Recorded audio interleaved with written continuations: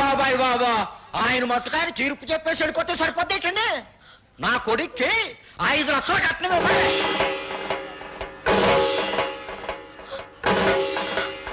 Paper పాపం వాళ్ళు ఎక్కడ ఇవ్వగలరా 5 లక్షలు కట్నం? అందరూ వాటాలు వేసుకుని పెళ్లి చేద్దాం. నా వాట 10,000. లెసపలికి తల్లి చెల్లి, నా వాట 5,000. నాన్న నీ వాట? పందిరేసుకోవడానికి తాటాకులు ఇస్తాను. రండి బాబు రండి, అందరూ చందాలు ఇవ్వండి. ఈ చెడిపోయిన దానికి పెళ్లి చేద్దాం. నా సంత 30 రూపాయలు, నా 50 రూపాయలు, నాది 40, నా సంత 60 రూపాయలు, నా 30 రూపాయలు. ఊళ్ళో తలెత్తుకోకుండా చేసావు కదా. వాళ్ళకి చెప్పడం ఇష్టం లేకపోతే నాకైనా చెప్పొచ్చుగా సుధా, సూరిబాబు అంటే ఇష్టమని. చేసిందంతా చేసి ఇప్పుడెందుకు ఏడుస్తావు? 5 లక్షలు ఎక్కడి నుంచి తేవాలి? నిన్ను గోదావరిలో తోసి నేను దూకాలి. ఎందుకు చేసావి పని? నేను చెడిపోలేదు.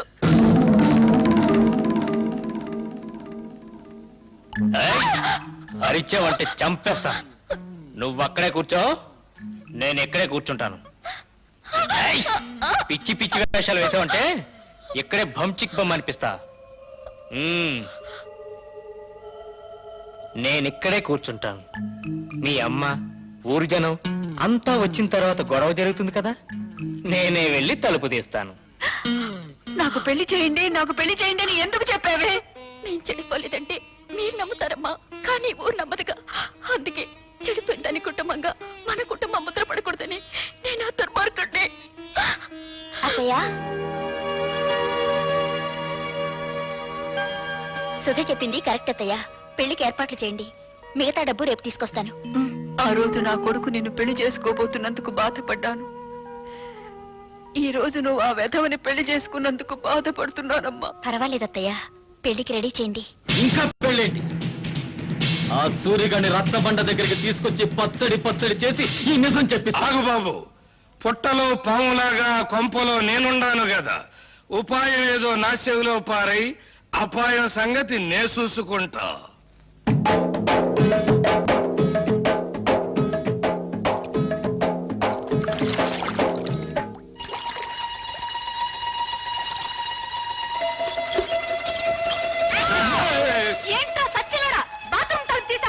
నాకేం తెలుసండి మీరు తలుపులు తీసుకుంటారని చేస్తున్నారని. బరువు పంపేసుకుని వెళ్ళిపోతా. సచ్చినోడా, తలుపు సోతల పోరా. బరువు దించుకు పంపేసుకు. జాగ్రత్తగా తీసుకెళ్ళండి. బాయ్. జాగ్రత్త బామర్తి, అందులో ఒక్క రేకు కూడా కింద పడ్డారు వీల్లేదు. నాకెందుకో భయంగా ఉంది బావా. ఎందుకు? నువ్వు చేసిన పనికి మీ నాన్నని భంచిక్ బొమ్మ చేస్తాడేమోనని. నా జడ్జినగర జనైనా సరే నేను మాత్రం సాధించాల్సింది సాధించాను. బావోయ్, మనోడు వార్త గాని ఫోటో గాని పేపర్లో పడలేదు. రేయ్, నువ్వు ముయ్యకపోతే నీ ఫోటో పేపర్లో పడద్ది. నాన్న జోగిడీలు, ఈ దండ వేసిన ఆశ్రది ఏమిట్రా ఈ పిచ్చానందం? ఏముందండి, సూర్యోదయం అయ్యే లోపల శివాజీ గారు మనోడు తలకాయ తీసుకెళ్లేదు కదా, అందుకని. నిజమే. నమస్తే నాన్న. పిచ్చి నాయన, నా కొడుకు మీద చేయి వేయడానికి వాడికి ఎన్ని గుండెలు? అవును, పోయేది నా తలకాయ కానీ నీ తలకాయ కాదుగా. అందుకే నా జాగ్రత్తలో నేనున్నాను. ఏం చేసావురా? 5,000 బస్తాల ధాన్యాన్ని శివాజీకిచ్చి ఇచ్చి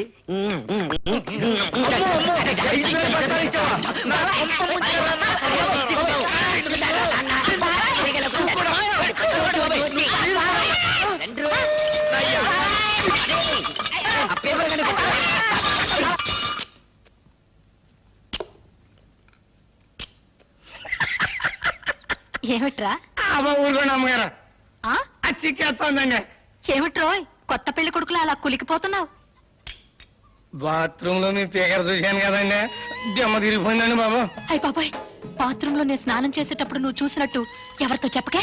బాలేటూరండి, నేను ఎందుకు చూస్తాను అమ్మగారు, అత్తగారు లాంటి వాళ్ళు. అదేంట్రా, అత్తగారేంటి అమ్మగారు అల్లో? ఆ ఊరుకోండి, మీ పేకర చూసినట్టు ఎవరికి అమ్మాయిని పిల్ల బుద్ధి అవుతండి, అత్త అని పిల్ల బుద్ధి అవుతుంది. చాలే ఊరుకోరా. ఇక్కడేమో ఇలా మాట్లాడతావు, అక్కడేమో వాళ్ళ తరఫునే సాక్ష్యం చెప్తావు. సచ్చినోడా, నాకేం తెలుసు అండి, ఎర్రబుజ్జి ఇట్లా చేస్తున్నానే. పాపమ్మ గారు ఒప్పుకోబట్టి సరిపోయింది, ఇంకా నయమండు మీతో తగ్గు పెట్టుకోలేదు. కుర్రోడైనా ఆ కలెక్టర్ భలే తీర్పిచ్చాడు కదా. ఆడో కళాసు చదివినండి, నాకేం తెలుసులండి. ముందో కళాసు లాగేసండి మీరు.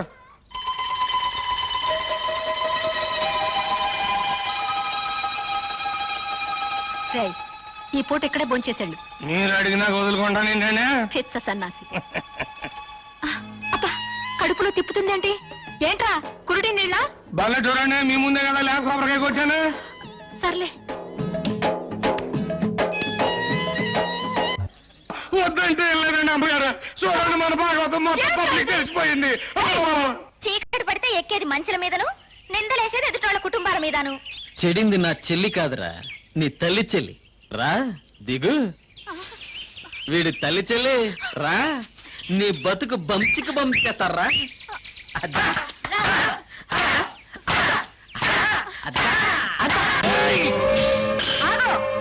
ఈ నా కొడుకు నాటకం ఆడి నాటకమా? ఏ నా కూతురు సూరిబాబుతో గదిలో నుంచి బయటికి రాగాలేంది? నీ పెళ్ళం పాలేరుతో మంచం మీద కనబడితే నాటకం అయిందా? నాటకమే. ఇది మీరంతా కలిసి చేసిన కుట్ర. నువ్వు చేసిన కుట్ర కంటేనా? ఎత్తుకుపోవడానికి నువ్వేమన్నా నల్లపూసవా? మంచం మీద ఉండాల్సిన నువ్వు మంచి కల ఎక్కావు. దేవుడు నువ్వే చెప్పింది కుట్ర. కుట్ర ఏంటండి బాబు? ఇదేంటండి అమ్మగారు? మీరే కదండి రాత్రి మంచి హ్యాపీగా ఇక అది ఇచ్చారు. ఎందుకు అంత కోపం? నా కాపేమో తన్నుకు పెంచాక మిమ్మల్ని అందరినీ మర్డర్ చేస్తా. ఎందుకయ్యా మర్డర్లు? నా కూతురి కేసు ఇదే రచ్చబండ దగ్గర కలెక్టర్ తో విచారణ జరిపించారు కాబట్టి నీ పెళ్ళాం కేసు ఇదే రచ్చబండ దగ్గర విచారణ జరిపించాలి. తల్లి చెల్లు గల్లీ గల్లీ లెవెల్లో పోయింది పరువు, జిల్లా లెవెల్లో పోగొట్టుకోవద్దు. పాలేరుడు చిన్న అనే లెవెల్కు తీసుకురావద్దు. నిజం చెప్పే తల్లి చెల్లు. నోర్మిళ. అవును, ఇదంతా నేనే చేశాను. ఈవిడ కూతుర్ని ఎత్తుకుపోమ్మని సూరిబాబుతో నాటకం ఆడించానని చెప్పి నన్ను ఇలా మోసం చేసి. సంతోషం, ఒప్పుకున్నావు కదా. విన్నారా? మీరంతా విన్నారా? నా కూతురు నిర్దోషని తన నోటితో తనే ఒప్పుకుంది. ఏమ్మా, పెళ్లికి ఎదిగిన కొడుకున్న నువ్వే అవమానాన్ని తట్టుకోలేకపోతే పెళ్లి కావాల్సిన నా కూతురు ఏమైపోవాలి? శ్రీరాముడు భార్య శీలాన్ని నిరూపించడానికి అగ్ని పరీక్ష చేయిస్తే కూతురు శీలాన్ని నిరూపించడానికి నేను ఈ ప్రయోగం చేయించాను. తప్పైతే క్షమించండి. పదమ్మా. నాకు వాడి శవం కావాలి. నువ్వు నా మొగుడువైతే భార్యకు జరిగిన అవమానాన్ని తీర్చగలిగిన నేను తీరుస్తాను. ఇంట్లో వాడు. ఆడి శవం నా కళ్ళారా చూసే వరకు ఆ కొంపలో నేను అడుగు పెట్టను. ఇక్కడే ఉంటాను. వాణ్ణి చంపు, వాణ్ణి చంపు. ఏయ్! చంపుకుంటే ఎదురుగానే ఉన్నాను. మా నాన్నకు ఈత వచ్చు దుర్యోధన్ రావు. ఆ సంగతి నాకు తెలుసు. నువ్వు సాక్ష్యం లేకుండా మా నాన్నను చంపి చేపల చెరువులో పారేశావు. ఇది తెలిసి ఎందుకు ఊరుకున్నానో తెలుసా? నిన్ను సాక్ష్యం లేకుండా చంపటానికి.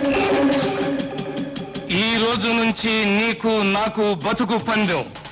నా చేతిలో నువ్వు చస్తావో, నీ చేతిలో నేను చస్తాను. సాక్ష్యం లేకుండా చంపాలి.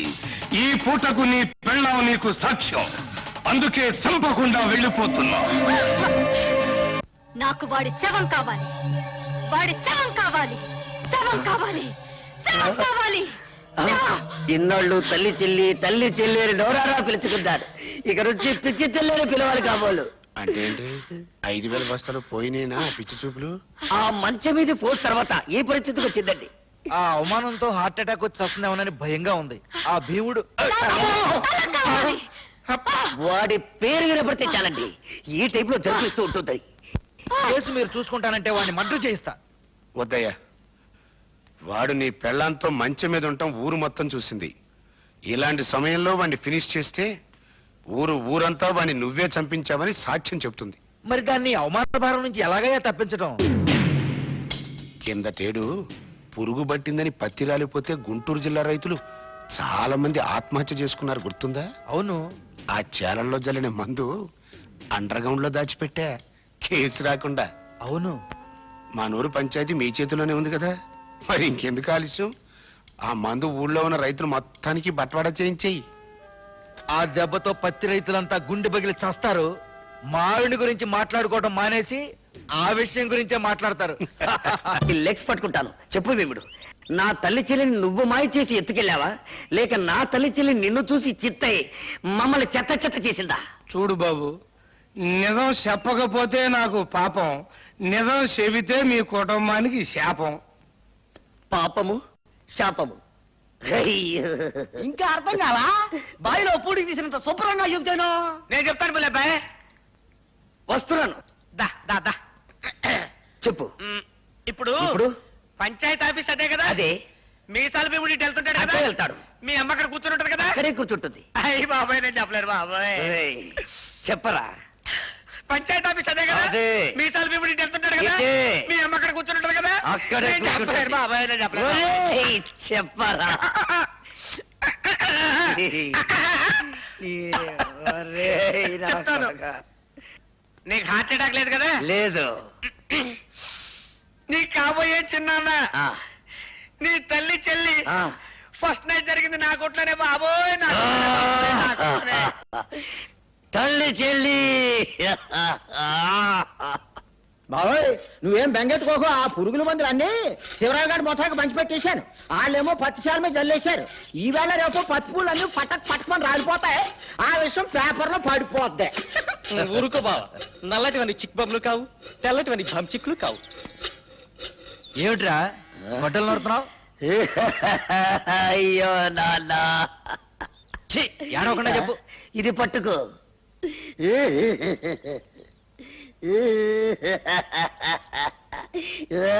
అయ్యో, ఏమిట్రా ఈ పిచ్చి వేషాలు? పిచ్చి వేషాలు కాదు నాన్న. పరశురాముడు ఏం చేశాడు? తల్లిని చంపాడు. ఎందులకు? ఆవిడ శీలం మంచిది కాదని. నేను కూడా తల్లి చెల్లిని. ఏయ్! నీకేమైనా పిచ్చెక్కిందా? అయ్యో పిచ్చి తండ్రి, ఇప్పుడే జాకీ ఒక అశుభవార్త చెప్పాడు. ఏమని చెప్పాడురా? ఆ నల్ల భీముడు నా తల్లి చెల్లిని జాకెట్ల కొట్లో పెట్టి ఈ అమ్మ కడుపు మాడ. ఈ వార్త బయట ఎవరన్నా విన్నారంటే మనందరూ ఆ పురుగుల ముందు తాగి చావాలిరా. నోరు మూసుకో. కల్తీ ముందు పత్తిపూ రాలిపోయిందిరో. శివాజీ, శివాజీ, మీ మామయ్య చేలో ఊరేసుకొని చచ్చిపోయాడు.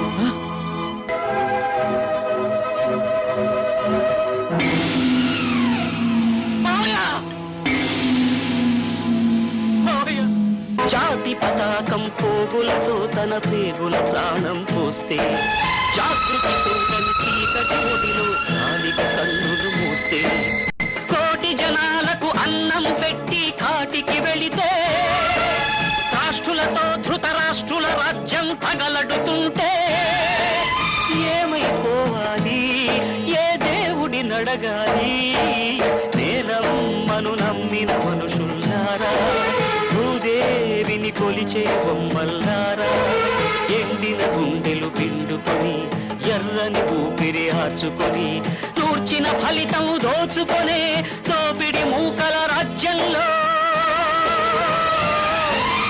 ఏమైపోవాలి, ఏ దేవుడి నడగాలి, నేనమ్మను నమ్మిన మనుషులారా, భూదేవిని కొలిచే బొమ్మల్లారా.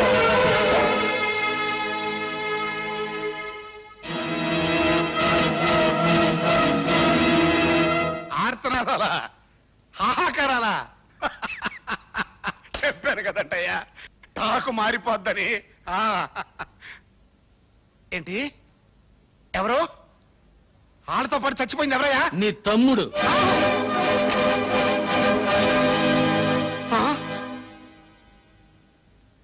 కడసారిగా నీ తోడబుట్టిన వాడి శవాన్ని నీ కంటికి చూపించడానికి తీసుకురాలేదు. హిందూ సిద్ధాంతాన్ని నమ్మిన వాళ్ళం కదా. అన్నవి నువ్వు బ్రతుకుండగా ఆయనకి తలకొరివి నేను పెట్టకూడదు. అందుకే శవాన్ని ఇక్కడికి తీసుకొచ్చాను. నిన్ను మా ఊరికి తీసుకెళ్ళచ్చు, కానీ తలకొరివి పెట్టడానికి మిగిలుండకుండా రైతులు నీ తల తరిగి పెడతారు. ముప్పావల పేళ్లతో ఎంపీ గారి తమ్ముడి శవాన్ని తగలబెడితే గొప్పే ఉంది, తప్పు కూడా. అందుకే ఎక్కడెక్కడి నుంచో తెప్పించుకున్న గంధపు చెక్కల సామానంతా ముక్కలు చేసి పేళ్లుగా మార్చి చితిని పేర్చి తగల.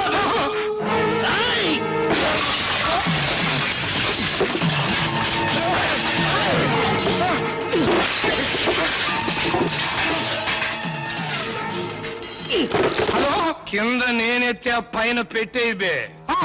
పైన వీర శివాజీ దెబ్బ, కింద నల్ల భీముడి దెబ్బ. ఏది బాగుంటుందో నువ్వే తేల్చుకోరా నీ అబ్బా.